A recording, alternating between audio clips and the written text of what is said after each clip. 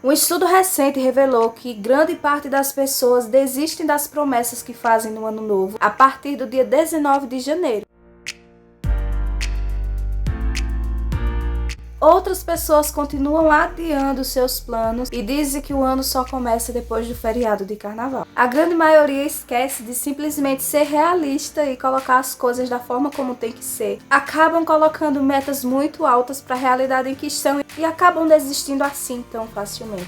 E é por isso que hoje eu trago o meu guia de sobrevivência para 2024. Olá, gente! Como é que vocês estão? Sejam bem-vindos de volta a mais um vídeo aqui do canal. Existem alguns fatores que a gente deve prestar atenção e não apenas para 2024, tá? Porque a maioria dos influencers fazem esse tipo de vídeo todo início de ano, não é mesmo? A primeira coisa que eu acho muito importante que a gente pare para observar é se manter informada sem ficar paranoica.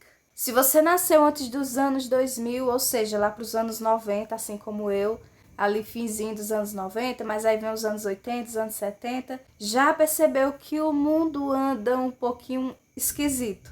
Eu não sei se é porque a gente está em 2024, ou se antes já era assim, sempre foi esquisito e eu nunca percebi, mas agora eu percebo que o mundo tá um pouquinho assim, sabe? Estranho até demais. A grande mídia, que antes era algo que as pessoas confiavam, que sentavam logo cedo para ouvir as notícias, não é mais tão confiável assim. Tentam nos manipular o tempo todo, tentam infiltrar na gente o que é certo e o que é errado. E se você é cristão, você já sabe como é, né? Mas isso não significa que a gente tem que ficar paranoicos o tempo inteiro, culpando a tudo e a todos, procurando confusão em todos os lugares. É se informar, mas sem ficar paranoica, pensando nas coisas que vão acontecer.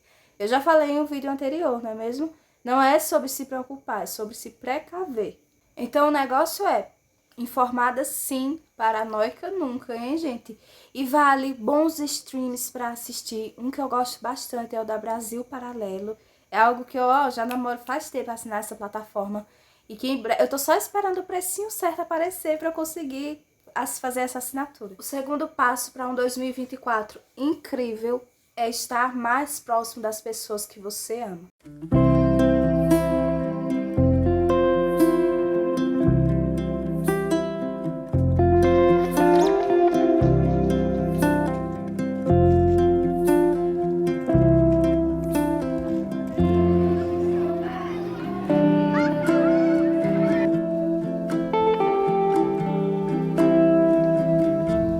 Isso é algo que eu quero cultivar bastante aqui comigo. Eu moro próximo aos meus pais, mas eu tenho meu esposo, tenho a minha filha, eu tenho as minhas amigas, que são pouquíssimas, aliás, tem as minhas irmãs, então a demanda é alta e aí vem os outros familiares que querem notícias de meus pais. Eu não sou uma pessoa que vivo no WhatsApp, gente. Eu não vivo muito nas minhas redes sociais, nem no WhatsApp. Sou uma pessoa bastante na minha. Não gosto de ficar expondo todos os aspectos da minha vida. Também não gosto de ficar olhando rede social, procurando coisa de famoso, fofoquinha e tudo mais. Não gosto. Então, se é algo que eu não gosto de fazer já em anos anteriores, eu pretendo cultivar ainda mais esse hábito em 2024. Aproveitando os momentos aqui do sítio, a paz que tem aqui no lugar, a leveza disso aqui, tá sempre conectada com a natureza, ouvindo o canto dos passarinhos, o barulho da chuva, das trovoadas que estão chegando por aí. E às vezes a gente despreza muito o dia a dia da dona de casa, mas o nosso dia a dia é justamente sobre isso. É sobre a gente ter por quem lutar. É uma função muito importante da gente. É algo que eu tenho cultivado muito desde que eu me mudei para cá pro sítio, mas principalmente esse ano é algo que eu tenho curtido, feito as minhas coisinhas com calma, sem correria, igual a loucura que foi o ano passado. E eu tenho gostado muito das coisas como estão, de ter paz com os meus familiares, da gente estar sempre se acertando, se ajustando, se algo não está agradando, cada um chega e fala, conversa. Então, isso é algo que eu quero cultivar muito em 2024 e sugiro que você faça o mesmo, porque nós seres humanos não somos lobos solitários. Então existe a solitude até certo ponto. Tem momentos que a gente precisa dar aquela fechadinha, sabe? Se afastar um pouquinho, se conectar. Mas o que realmente importa é que a gente tenha por quem lutar, a gente tenha pessoas próximas no nosso círculo familiar. O terceiro passo é cuidar da sua saúde mental. Imagina só o seguinte, você passa a vida inteira cuidando dos problemas de outras pessoas. E aí, quando você lembra que você existe, que você tem um cérebro e tem um corpo, que que precisa da sua atenção, já é tarde demais. Você já está sofrendo com crises de ansiedade, a depressão já está ali, batendo na sua porta e dizendo: hoje cheguei para ficar. Primeiro, você pode começar lendo livros. Quantas vezes você senta no seu sofá e pega um livro e começa a ler durante o seu dia, por exemplo? Qual foi a última vez que você comprou um livro? Qual foi a última vez que você foi na biblioteca? Acho que talvez você não se lembre. Pode ser que você tenha ido na biblioteca quando era criança. Quando eu era criança, minha vida era lá na biblioteca, gente. Eu saía, tinha aula livre, que às vezes os professores faltavam, e eu corria para a biblioteca da praça, ficava, tarde todinha lá lendo gibi da Turma da Mônica, livros de contos de fada, depois foi evoluindo para livros de Agatha Christie, aí de Clarice Lispector, e fui evoluindo, sabe? Mas os livros são muito bons, e não apenas livros sobre, por exemplo, religião ou sobre romance. Diversifique livros sobre romance, sobre religião, sobre política, biografias, produtividade, enfim, use a sua imaginação e a sua criatividade. Ficção científica, por que não? Outra coisa muito importante é praticar a presença. Para mim fazer isso, algo que me traz muita paz é que eu acordo bem cedo. 4h45 da manhã meu despertador tá tocando, antes era 4h30, mas aí eu dei um respiro, né? Então, 4h45 da manhã, meu alarme tá tocando, eu levanto na maior calma do mundo, a casa tá em silêncio, tá tudo escuro, um breu. Eu faço minha higiene pessoal, fico ali um tempinho, sabe? Olhando os passarinhos cantando, porque tem passarinho que só canta aqui na madrugada. Depois vou lá, pratico um exercício físico, tô ali acabada. Então, é algo que eu faço que me deixa muito feliz e que tem, sabe, diminuído o estresse, a ansiedade e todas as coisas que vêm junto com esse mundo moderno. Outra coisa também é trabalhar a espiritualidade, né? Porque não somos apenas corpo. A gente também tem uma alma e a gente deve alimentar essa alma também. Nossa alma sente fome, fome da palavra, enfim. Qual a religião que você segue? Eu sou católica e eu sigo a minha religião. Então, durante o dia eu tenho a liturgia da palavra, a homilia diária, e às vezes tem ali a leitura de um livro, faço a leitura da Bíblia também, tenho o terço. Então, de que forma você anda cuidando da sua espiritualidade? Cuide-se também, faça algo que preencha o seu coração da palavra de Deus, que vai fazer muito bem para você. Quarto passo, cuide do seu corpo e você vai ver sua autoestima mudar. Então, pratique seu exercício. O que é que você gosta de fazer? Tem gente que gosta de yoga, outros gostam de pilates, de caminhada, de corrida, de fazer um exercício físico em casa, um cardio em casa, pular corda, dançar. O que é que você gosta de fazer? Se movimenta, mulher, faz suas coisas. Se você não cuidar do seu corpo, ninguém vai cuidar. Essa história de romantizar a obesidade não é nada legal. Isso é uma doença. Eu quase cheguei, gente, eu cheguei no limite, ali na pontinha do sobrepeso. Ali, sabe quando seu IMC fica no meio do sobrepeso e da obesidade? Foi o meu caso. E eu parei para prestar atenção que se eu não cuidasse do meu corpo, ninguém vai cuidar por mim, ninguém.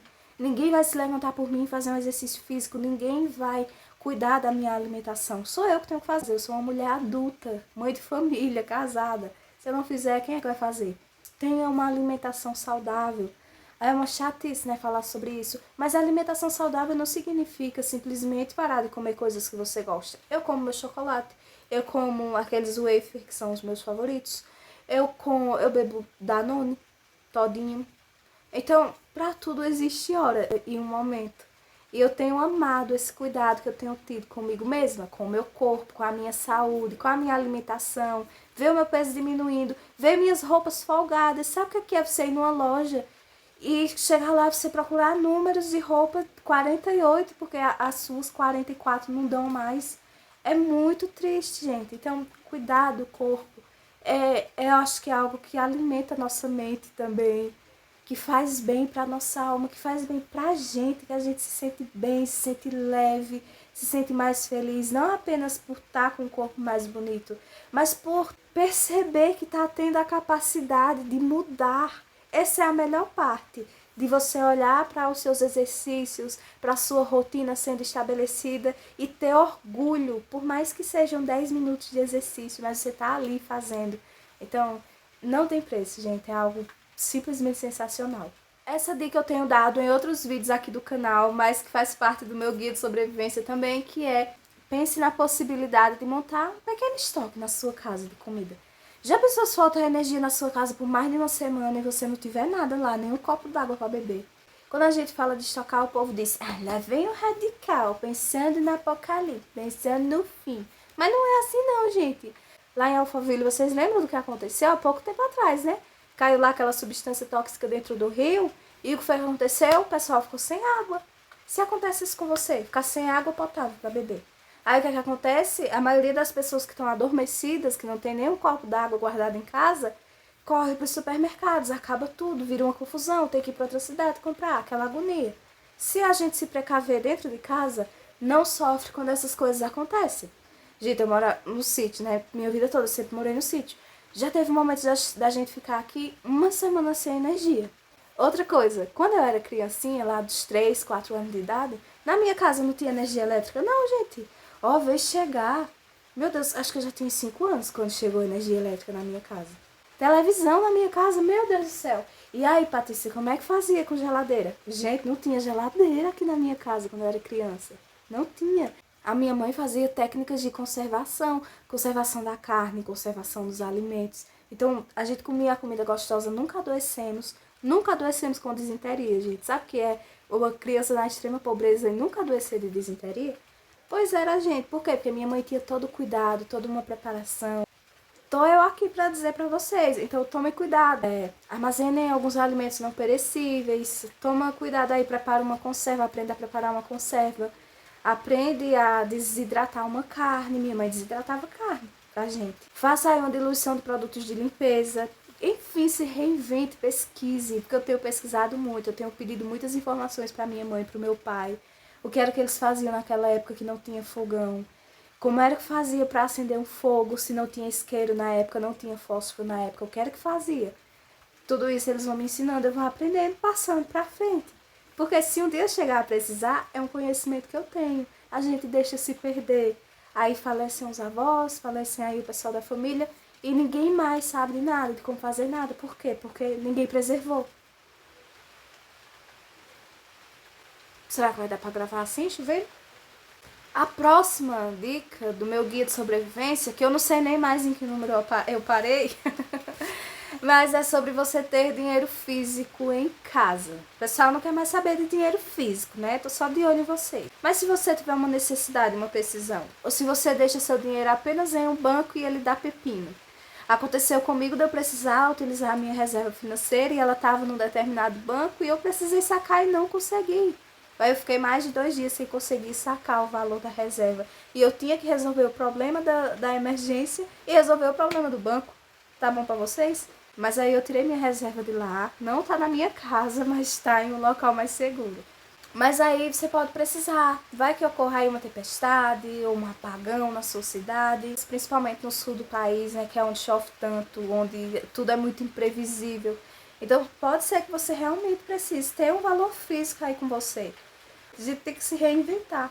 Quando eu faço os vídeos de planejamento financeiro, eu sempre digo, coloque pelo menos R$ 50 na sua carteira. Mas aí, se você tem condições de mais, sei lá, deixa uns R$ 100 em casa, uns R$ 200. E a última dica, né? O último passo para sobreviver a 2024 ali, na força, na fé, com empolgação, né? É ter um estilo de vida mais autossustentável. O que é que isso quer dizer? Não depender tanto do sistema à nossa volta, dos mercados, dos hortifrutis. O problema geralmente é para quem mora em apartamentos, né? Porque às vezes não tem muito espaço, às vezes não tem tanto acesso à luz solar. E aí fica mais difícil de plantar ali uma hortaliça. Então é mais complicado e eu entendo. Mas por mais que você não consiga ter esse acesso a uma vida mais autossustentável, mais simples, que você tenha pelo menos acesso à natureza de vez em quando. Pegar aí uma vitamina D, um sol da tarde. Se você mora em casa, por exemplo, você consegue cultivar uma pequena horta no seu quintal. Ou você consegue criar galinha, dá para fazer um espaço pequenininho assim no quintal e criar a galinha na ração. Aqui a gente tem criação, então a gente cria porco, a gente cria galinha, a gente já criou boi. A gente se reinventa por aqui, tem peru também. Eu comprei uns perus também recentemente para complementar o rebanho. Horta é algo que eu quero. Nossa, mas eu acho a coisa mais linda do mundo e não tem, acredita? Ano passado teve uma trovoada, levou a horta da gente inteira, que era lá embaixo. Aí a gente decidiu não fazer mais. Agora eu tô querendo fazer uma do ladinho aqui de casa. Tem um corredorzinho estreitinho, dá pra fazer, uma hortinha pequena. E aqui do lado da garagem do meu pai, que fica aqui do lado da minha casa, fica aqui na frente da minha casa. Dá pra eu fazer um chiqueirinho pra eu colocar a minha galinha, que ela tá com 10 ovos. Ela precisa chocar, então quero fazer um espacinho pra ela também. E aí, juntando com isso tudo, tem o seguinte, que é sobre você não gastar mais do que você ganha. E eu sei que tá difícil, porque os alimentos têm aumentado, o custo de vida tá muito alto.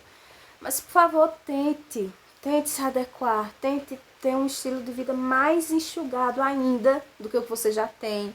Tente ver o lado bom na simplicidade.